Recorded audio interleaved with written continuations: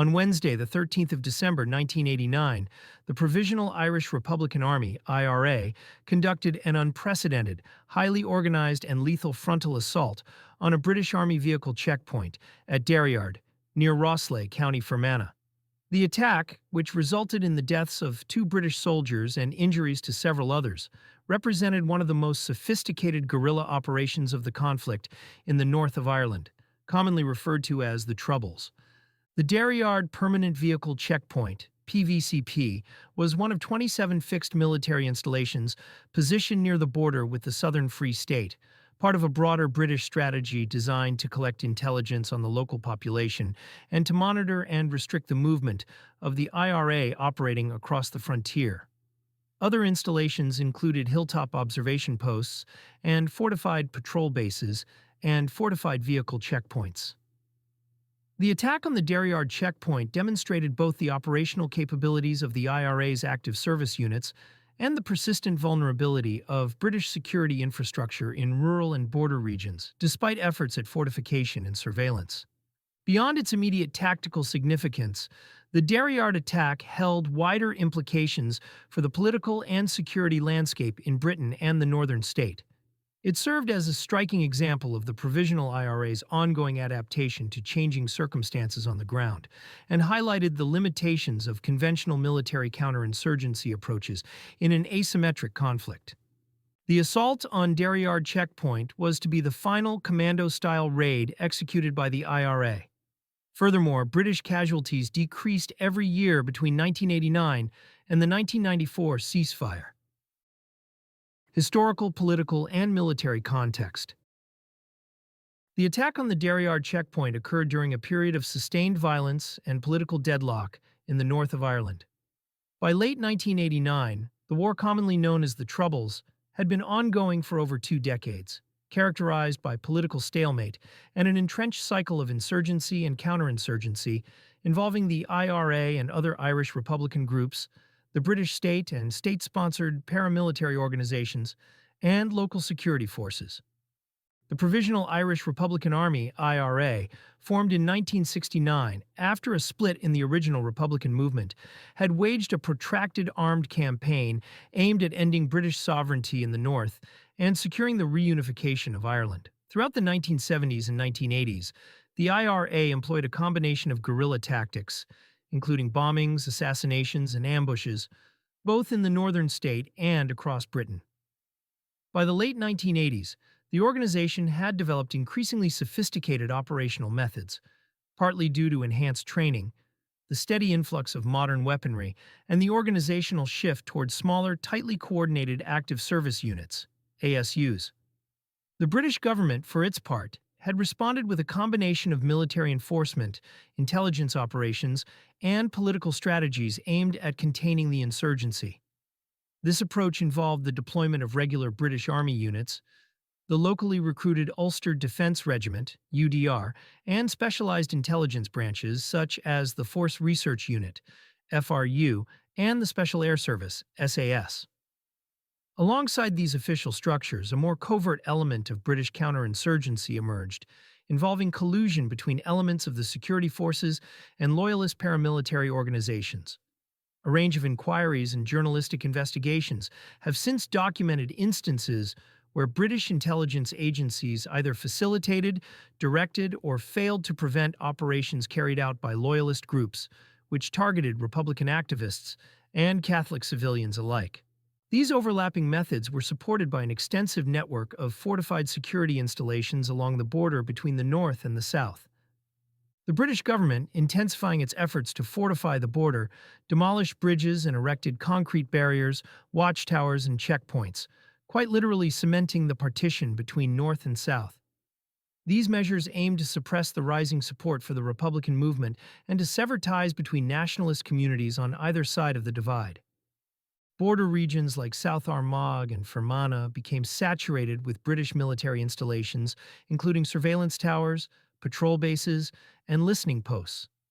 This militarized presence fostered a climate of fear and deep tension within local nationalist communities. These structures soon became the focus of frequent protests by local residents. Checkpoints such as Derryard, formed a central component of the British strategy, designed both to monitor and restrict cross-border movements and to project British state authority in contested rural areas. Soldiers deployed at these checkpoints sometimes stopped hundreds of vehicles per day, feeding information into a vast intelligence database via two systems, Vengeful for vehicles and Crucible for individuals. Both fed into the wider intelligence apparatus of the British state, including MI5, the Royal Ulster Constabulary, RUC, and the military's own intelligence branches. Structures that, in certain instances, were linked to state-sponsored targeted killings. However, by the end of the 1980s, these static positions increasingly came under criticism from both military analysts and local communities, who viewed them as both militarily vulnerable and politically provocative. The attack on Derryard would dramatically underscore these concerns, illustrating the growing ability of the IRA to challenge the British Army not only through sporadic attacks, but through planned, militarily precise engagements against fortified positions. The Derryard attack thus took place against a backdrop of strategic recalibration on both sides of the conflict. The British government remained committed to a policy of security normalization and political negotiation, while the IRA leadership, under the dual guidance of its Army Council and Sinn Féin's political strategists, sought to maintain military pressure in tandem with growing political engagement. The Derryard attack would prove to be both a symbol of the IRA's operational evolution and a catalyst for renewed debate over the effectiveness of British security policy in the northern 6 counties of Ireland. Fermanagh IRA Heartland. County Fermanagh remains deeply rooted in Irish Republican tradition, a political culture that contributed to the election of IRA hunger striker Bobby Sands as Member of Parliament for Fermanagh and South Tyrone in 1981. Set against the backdrop of centuries of Republican sentiment and the systemic discrimination faced by Catholics across both the county and the wider northern statelet, Fermanagh was widely regarded as IRA country. The area witnessed a sustained campaign in which numerous Ulster Defence Regiment (UDR) members and Royal Ulster Constabulary (RUC) reservists were targeted and killed. Active Service Units (ASUs) were central to most IRA operations. Small, highly mobile teams of well-trained guerrillas tasked with carrying out specific high-impact missions. The cellular reorganization of the IRA, prompted by the perceived lack of structure in its traditional company and battalion organization, as well as its vulnerability to informers, was reportedly conceptualized in Longkesh during the 1970s. This shift evolved in response to changing military tactics and the need for a more flexible and covert approach to operations. Active Service Units, ASUs, operated with precision, employing intelligence, advanced weaponry, and guerrilla tactics to strike vulnerable targets while minimizing risk to the attackers. Warning of impending attack. According to reports from British soldiers stationed in the north prior to the Derryard attack, intelligence had suggested the possibility of an impending IRA Christmas present, an operation involving an armored truck somewhere along the border with the south. In response, armor-piercing ammunition was distributed to at least some British Army installations, including the large base at Bessbrook Mill in County Armagh, more than 72 kilometers from Derryard, where the garrison had reportedly been on high alert in the days leading up to the attack. This suggests that while British forces had forewarning of an attack, the exact target location remained unknown. According to the Glasgow Herald, later the Herald, in an article published after the Derryard assault, a suspected IRA leader was stopped at a routine vehicle checkpoint in neighboring County Tyrone 2 weeks before the attack, and had told a British major, "Your gift is overdue, but it'll be coming soon." The Derryard Checkpoint. The Derryard Permanent Vehicle Checkpoint (PVCP) was a fortified British Army outpost situated in a remote stretch of rural County Fermanagh, approximately 2 miles outside the village of Rosslea, and just a short distance from the border with County Monaghan in the south. The fortified position was manned by 8 soldiers, known as a section and led by a corporal, from the King's Own Scottish Borderers, KOSB, with a further 4 soldiers patrolling the vicinity. The position's geographic isolation, surrounded by dense hedgerows, winding country roads, and scattered farmsteads, made it both a key observation point and a vulnerable target within the British Army's broader network of border security installations. Strategically, the checkpoint served as part of the British state's effort to monitor and control cross-border movement in an area long recognized as a conduit for the Provisional IRA's logistical operations. The porous nature of the Fermanagh-Monaghan border, much of it made up of unapproved roads, narrow lanes, and open countryside, posed a constant challenge for British forces attempting to intercept guerrilla units moving between the north and the south, the latter serving as the logistical bedrock of the IRA. In all, the British constructed and manned 10 fortified checkpoints across the Fermanagh border with the south. Checkpoints such as Derryard were intended to serve both as physical barriers and psychological deterrents, reinforcing the state's presence in rural areas where the IRA enjoyed strong support, but they also became a constant source of resentment among the local nationalist community, who faced daily harassment and disruption. Despite its defensive design, which included reinforced sangers, barbed wire fencing, and a combination of static posts and mobile patrol coverage, the Derryard Checkpoint shared many of the structural weaknesses common to border installations during the conflict, such as small, cramped, and weak porticabins that offered little protection to soldiers who slept inside. Its isolated position limited the speed at which reinforcements could arrive in the event of an attack, while its fixed nature and predictable routines left it open to sustained observation and pre-attack surveillance by IRA units familiar with the local terrain.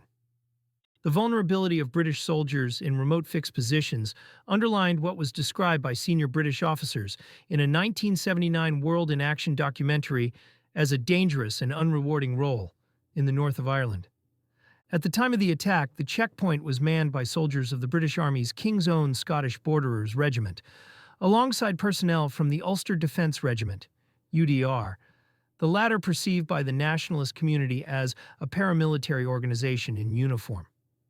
The soldiers stationed at Derryard typically conducted vehicle searches, monitored traffic flows, and maintained a visible military presence along the nearby roads, all while adhering to a routine that, though necessary for operational coverage, offered the IRA an opportunity to gather intelligence on shift patterns, defensive procedures, and moments of potential vulnerability. The garrison's day-to-day duties involved long hours of static observation, punctuated by random searches and occasional joint patrols with other security forces. For many soldiers, particularly those deployed from Britain, the experience of rural border duty was characterized by a heightened sense of isolation and an awareness that they were operating in an area where the local population often viewed them with suspicion, hostility, or silence. The IRA's shelved Tet Offensive Strategy. In the late 1980s, elements within the Provisional IRA leadership reportedly developed a long-term operational strategy informally referred to, both by some members and by British intelligence, as a Tet-style offensive. The reference was to the 1968 Tet Offensive launched by the National Liberation Front and the North Vietnamese Army against U.S. and allied South Vietnamese forces during the Vietnam War, a highly coordinated wave of simultaneous attacks across dozens of locations that aimed to shock public opinion and demonstrate the insurgents' reach and resilience. In the IRA's case, the concept wasn't intended to mirror the scale of Tet in terms of sheer numbers, but rather for its psychological and political impact. A high-profile surge of spectacular, coordinated, and militarily sophisticated attacks designed to undermine British claims of control, sap morale, and force political movement, particularly at a time when back-channel discussions on a political settlement were tentatively emerging. The Derryard attack in December 1989 can be understood as an early manifestation of this strategic thinking. It combined many of the hallmarks of what such an offensive would require. Highly coordinated planning involving volunteers from multiple brigades rather than a local ASU. The use of heavy weaponry and military-style assault tactics, including machine guns, RPGs, sandbagged vehicles, and a bomb-laden support vehicle. A clear intention to inflict maximum damage on both personnel and the structures symbolizing British military control. The fortified border checkpoint. An effort to demonstrate operational reach and tactical evolution, reinforcing the IRA's capacity to match professional military forces, rather than remaining a purely guerrilla or hit-and-run force. While the full-scale Tet-style escalation never truly materialized in the way some IRA planners had envisioned, Derryard marked both a practical example of that ambition and a proof of concept for the IRA's evolving military doctrine. The attack was one of the clearest signals by the IRA in the late 1980s that it was capable of executing complex multi-phase assaults, and that its operational focus was shifting from small-scale ambushes to strategic high-profile engagements designed to challenge British military and political resolve. The attack. Planning. A senior Irish Republican from South Armagh, according to Ed Maloney's A Secret History of the IRA, drastically scaled down the Tet-style offensive. However, an experimental and cross-brigade flying column was established under the command of veteran operator Michael Pete Ryan from the IRA's East Tyrone Brigade, who was handpicked by a South Armagh brigade-based commander. The Derryard operation was to be the first and only one planned by the IRA's Northern Command, plans that were not shared with the approximately 20 participants until just before the plan was put into action. The aim of the Derryard assault was to completely destroy the British Army position and kill soldiers attached to the checkpoint. For the Derryard operation, intelligence gathering would have been critical.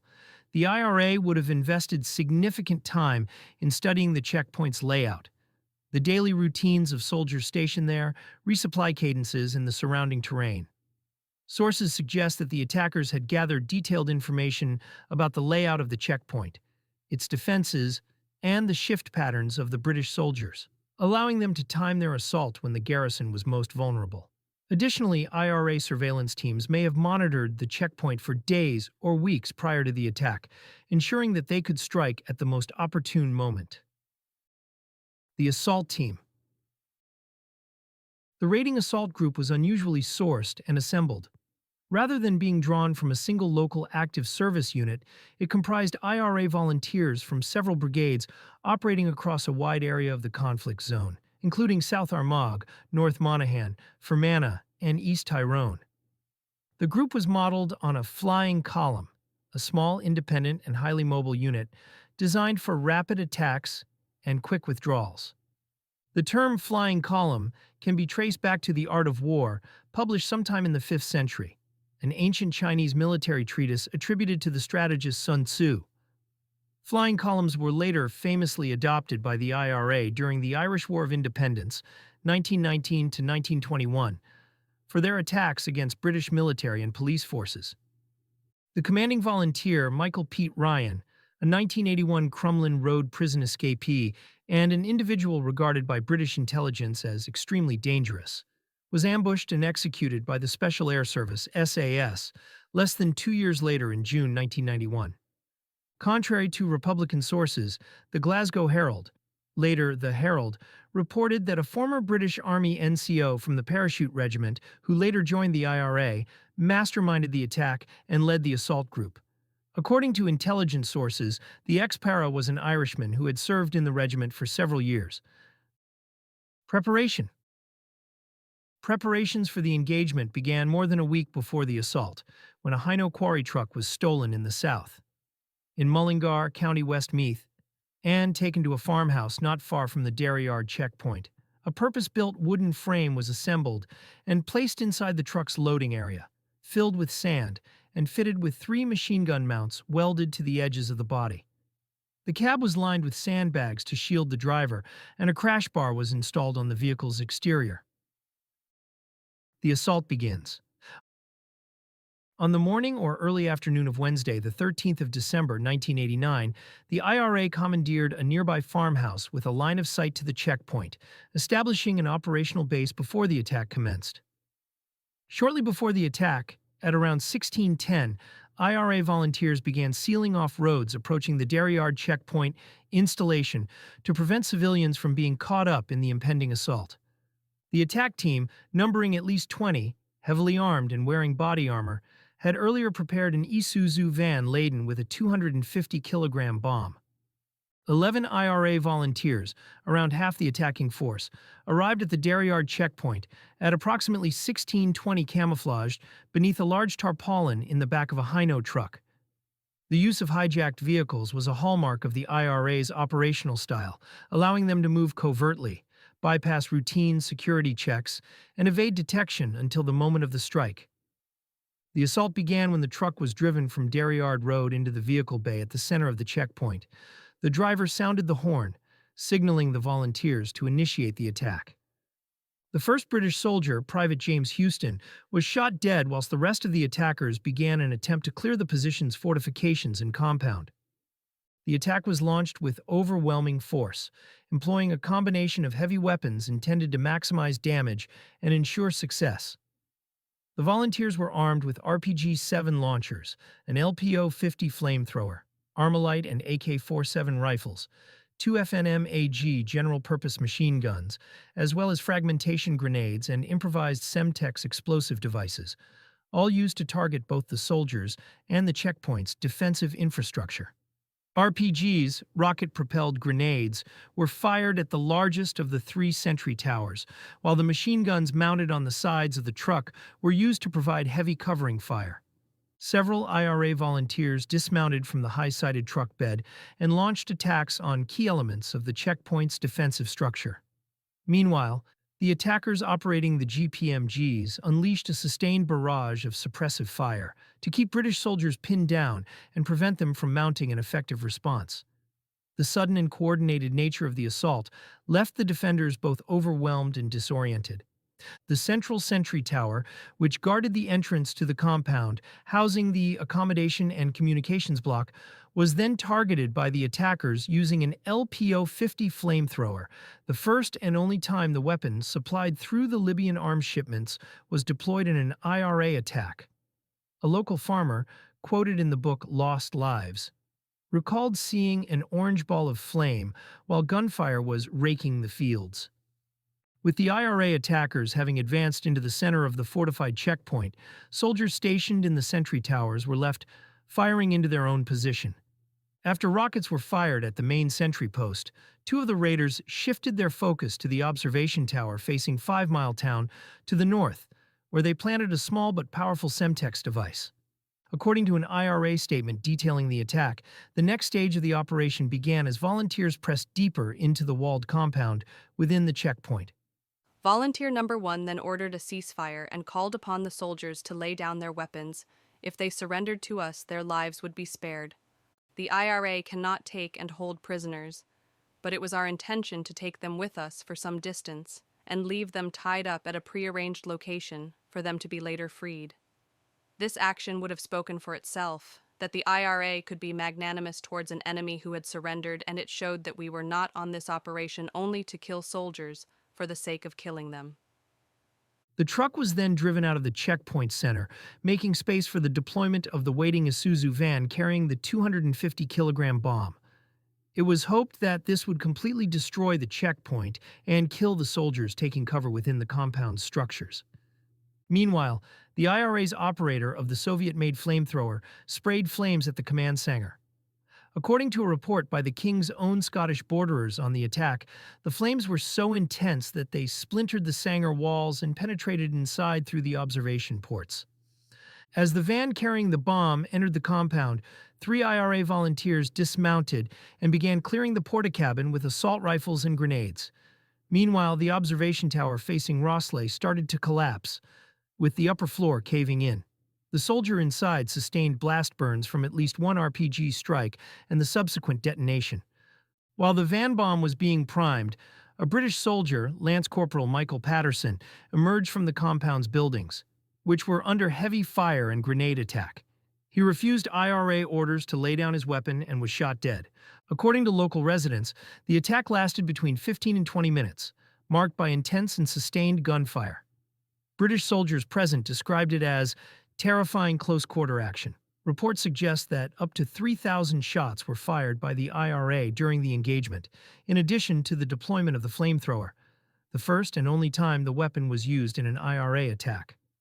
British soldiers stationed at a nearby fixed checkpoint in Anna Martin, about 1 kilometer away, heard the attack begin and immediately took cover behind the walls of the checkpoint's compound. They listened to the sustained heavy gunfire and explosions as the IRA advanced on the Derryard Checkpoint.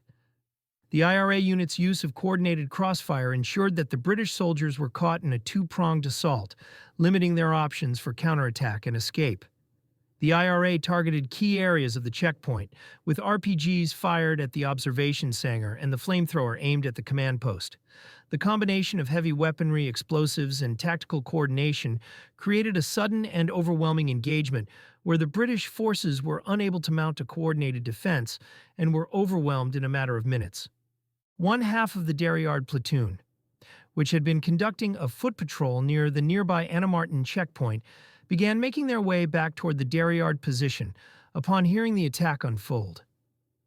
A corporal attached to the British Army Foot Patrol, taking cover approximately 100 meters from the checkpoint, transmitted a contact report via radio, the only communication received by battalion headquarters until after the attack had concluded. The rear of the attacker's truck was clearly visible to the foot patrol, while the assault team aggressively advanced toward the center of the position, throwing hand grenades over the walls. As the foot patrol opened fire on the truck and into their own base, they were quickly met with sustained return fire from the IRA unit, who used the mounted GPMGs as the attackers made their withdrawal. In addition to the two soldiers who were killed during the attack, several other soldiers were injured, including one who kicked an unexploded grenade away when he was targeted by a second grenade, which caused shrapnel injuries to his back and side. The exact number of casualties remains unknown. The failure of the bomb carried by the Isuzu van to fully detonate only the device's booster, an intermediate charge, exploded, doubtlessly saved the garrison from further deaths. Exit and evasion. Following the successful execution of the attack, the IRA unit exfiltrated the area, one of the raiders seizing a Browning high-power pistol from a dead soldier. The attackers were well trained in evading capture and had planned their withdrawal route carefully, taking advantage of the surrounding terrain to disappear into the rural landscape. The escape route likely involved a series of pre-arranged contingencies, ensuring that the IRA members could evade British forces despite their immediate response.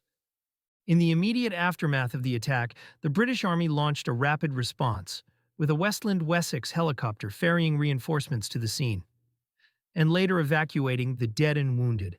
The IRA raiders fired at the helicopter, but at risk of being surrounded, began to withdraw from the area. The British set about sealing off the area before beginning to evacuate the casualties. Nearby border checkpoints were reinforced, and roadblocks were set up in an attempt to trap the attackers.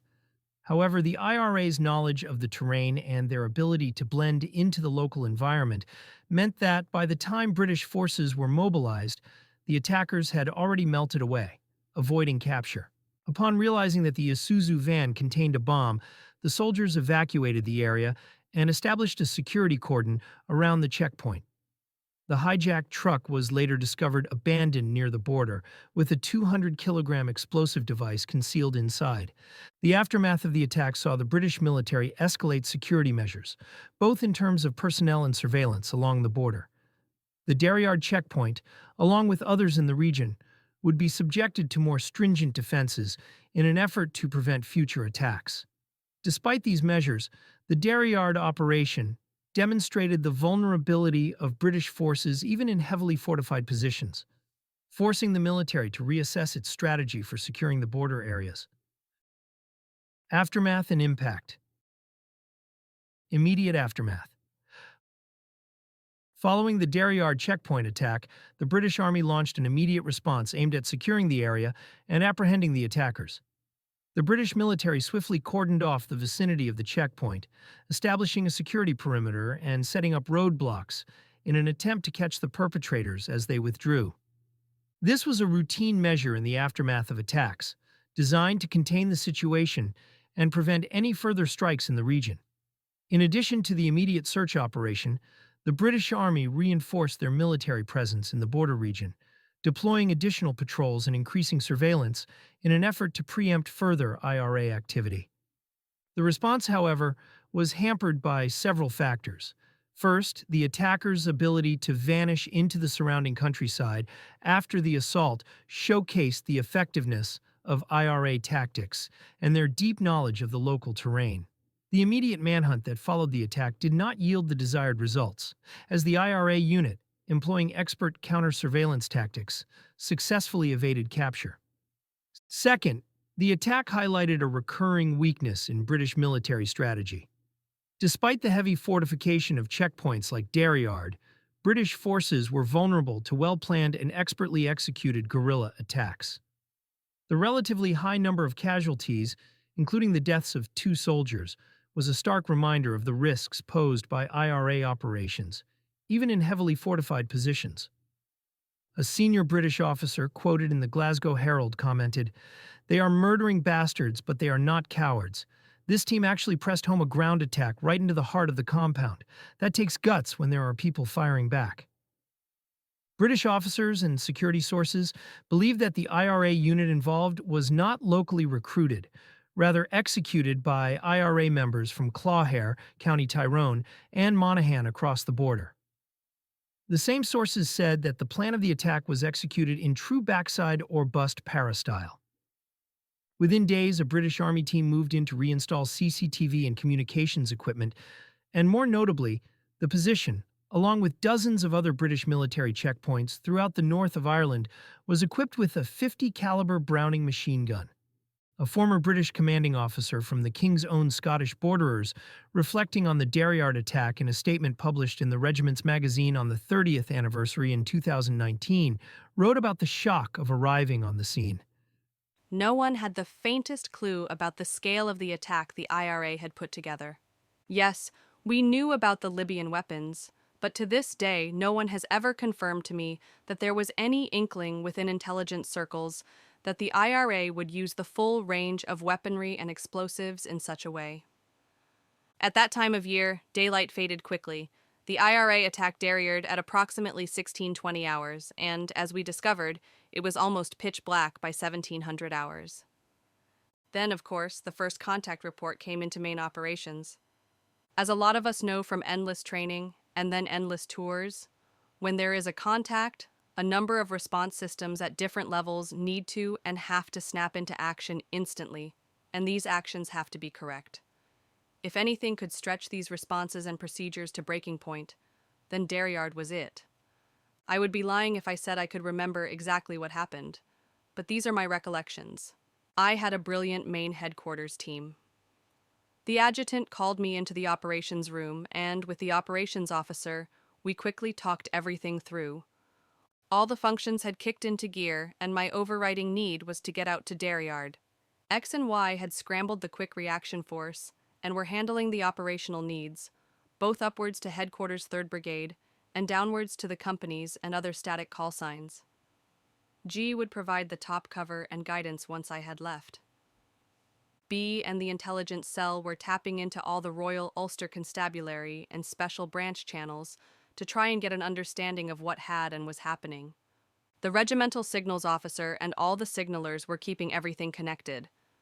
Meanwhile, C and the clerical team under D were making sure everything was being recorded and were liaising closely with Echelon at St. Angelo. E and his small medical team were standing by.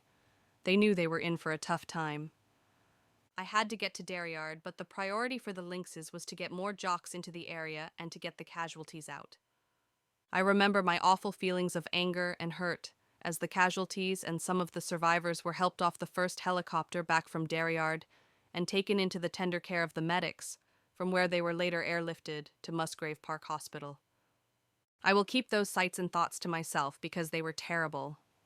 It was obvious Rosslea was the focus, so X drove the two of us there in our covert car, from where we joined the next reinforcements and lifted off. Then we landed just outside the base at Derryard, and as I moved towards the PVCP, my heart almost stopped. The base was wrecked and smoldering in the frosty, darkening light. One thing that struck me in the SIB's account was when they wrote, "For the terrorists, it was a soft target, being tactically indefensible, poorly protected, and manned with a minimum of weaponry." The Army's failure to equip, man, and protect an isolated position is something that would be repeated in numerous FOBs, forward operating bases, in Afghanistan 20 years later. The soldiers at Derryard were ill-equipped to defend against such a determined and well-armed enemy. Heavy support weapons like mortars and artillery were deemed unsuitable for British coin, counterinsurgency operations in the north of Ireland, and permanent vehicle checkpoints, PVCPs, were rarely fitted with GPMGs at the time. In response, the British military issued an urgent operational requirement for a rifle grenade capable of repelling similar attacks. The solution was ultimately sourced from the French company Luchaire, resulting in the L-74A1, a lightweight armor-piercing grenade designed to counter the light vehicles increasingly used by the IRA. Long-term impact. In the broader context of the conflict, the attack on the Derryard Checkpoint had profound consequences for both the British military and the IRA. For the British Army, it reinforced the strategic difficulties they faced in securing the border areas. The attack underscored the vulnerability of fixed military positions, especially when faced with the IRA's growing expertise in guerrilla warfare and the use of heavy weaponry. In response, the British military increased fortifications and stepped up efforts to counter IRA intelligence operations. There was a noticeable shift in the deployment of British forces in the north of Ireland, with more attention given to intelligence gathering, surveillance, and covert operations aimed at infiltrating IRA cells. Checkpoints like Derryard, once seen as passive defensive positions, became more heavily militarized, though this also led to greater tension with local communities, particularly in nationalist areas where the British military's presence was viewed as an occupying force. For the IRA, the Derryard attack represented another successful operation in their ongoing campaign against British forces in the northern state. The attack demonstrated the capability of IRA active service units, ASUS, to carry out complex coordinated assaults with precision. The use of heavy weapons such as RPG-7s, FN MAG machine guns, and AK-47s, along with the well-planned ambush, further cemented the IRA's reputation as a formidable military force capable of striking at the heart of the British security apparatus. The success of this operation, along with others during this period, would have provided a significant boost to morale within the IRA and its supporters. It reinforced the perception that the organization was capable of taking the fight to the British military, despite the immense power disparity between the two forces. The Derryard Checkpoint attack was part of a broader trend in IRA operations at the time, which sought to keep the British military in a constant state of alert, forcing them to divert resources into the border regions and other contested areas. Political and psychological impact. Beyond the tactical and military consequences, the attack on Derryard also had a psychological impact. The IRA's ability to successfully target a well-defended British Army position sent a clear message to both the local population and the international community. The IRA remained a potent force capable of striking where it mattered most. In the political sphere, the attack added to the mounting pressure on the British government to address the ongoing conflict in Ireland. The conflict had entered its second decade, and attacks like the one at Derryard highlighted the enduring strength of the Republican insurgency. Internationally, the incident further complicated British efforts to maintain the narrative that their security presence in Ireland was necessary for peace and stability. As the conflict dragged on, the legitimacy of the British position began to come under increasing scrutiny, both within Ireland and abroad. For the Irish nationalist community, the attack served as a symbol of resistance against British rule, with many viewing the IRA as a necessary force fighting for the protection of their rights and their land. However, for the Unionist population and those loyal to the British government, the attack deepened the belief that the IRA posed a direct threat to their security, leading to an intensification of counterinsurgency efforts and a hardening of attitudes towards nationalist demands for Irish reunification. In Irish Republican folklore, the attack on the Derryard Checkpoint was celebrated in the Republican movement's weekly An Phoblacht newspaper, as well as in other associated Irish Republican publications at the time. It was framed as a bold and highly successful act of resistance against British military occupation, highlighting the Provisional IRA's operational capabilities and resolve.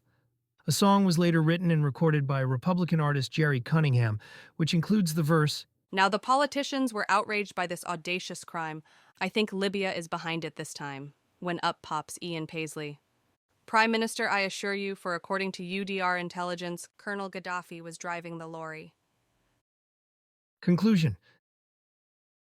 The attack on the Derryard Checkpoint by the Provisional IRA on December 13, 1989, represents a pivotal moment in the broader context of the conflict. Through meticulous planning, precise execution, and a highly coordinated attack, the IRA demonstrated its evolving military capabilities, exploiting the vulnerabilities of a heavily fortified British Army position. The use of heavy weaponry, the element of surprise, and the ability to vanish into the surrounding countryside after the operation highlighted the growing sophistication of the IRA's tactics during the latter stages of the Troubles. The immediate aftermath of the attack saw a swift British military response with reinforced security measures and an intensified focus on intelligence gathering. However, the attackers' success underscored a deeper strategic vulnerability in the British military's approach to securing contested areas.